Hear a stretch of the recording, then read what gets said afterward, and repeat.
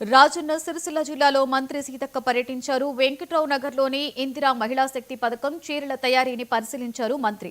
ఈ సందర్భంగా ఆమె మాట్లాడుతూ మహిళల అభ్యున్నతికి తమ ప్రభుత్వం అధిక ప్రాధాన్యత ఇస్తుంది అన్నారు. 1 కోటి మంది మహిళలను కోటీశ్వరులను చేయాలి అనే ఉద్దేశంతో ప్రజా ప్రభుత్వం పనిచేస్తుందని చెప్పారు.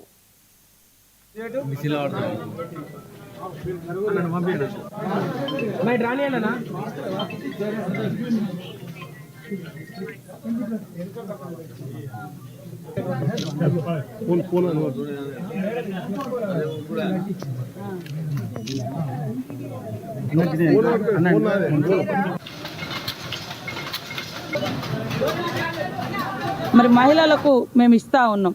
వాళ్ళకి ఇవాళ చూస్తే మీరు మహిళా సంఘాలలో ముఖ్యంగా వడ్డీ లేని రుణాలతోటి ప్రతి కుటుంబంలో ఒక సంతోషం ఉంది. ఆపద వచ్చినా ఇబ్బంది వచ్చినా ఏదన్నా వచ్చినా కూడా నాకు మహిళా సంఘం ఉందని. ఇంతకు మీరు ఒక్కసారి గమనిస్తే మనం ఇప్పుడు 3500 ప్రతి నియోజకవర్గంలో ఇందిరమ్మ ఇల్లులు ఇచ్చినాం.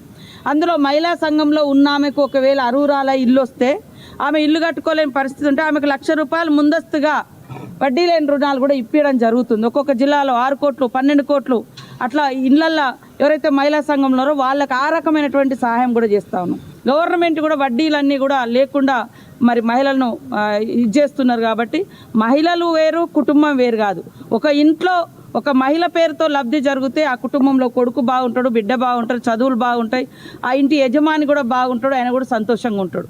కాబట్టి మహిళల సంతోషమే ఈరోజు ఆ ఇంటి సంతోషం. అలా 100 కుటుంబాలు సంతోషంగా ఉంటే ఆ ఊరు బాగుంటుంది, తద్వారా ఆ సమాజం బాగుంటుంది అనేది మరి అంబేద్కర్ గారి కళలను మేము నిజం చేసే దిశగా, మరి ఇందిరమ్మ కళలను నిజం చేసే దిశగా, నెహ్రూ గారి ఆశయాన్ని మహిళల పట్ల వారికి ఉన్నటువంటి గొప్ప కన్సర్న్ ఏదైతే ఉందో దాన్ని నిజం చేసే దిశగా మా ముఖ్యమంత్రి రేవంత్ రెడ్డి గారు మహిళలకు అత్యధిక ప్రాధాన్యత ఇచ్చి ఈరోజు మహిళలకు ఒక యూనిఫామ్ లాగా మహిళా సంఘాలలో ఉండేటువంటి వాళ్ళకు ఉండాలని మరి మన చేనేత కార్మికులకు ఇవ్వడం మూలంగా కొంత మేము ఇవ్వాలనుకున్న టైం కొంత డిలే అయింది వాస్తవానికి.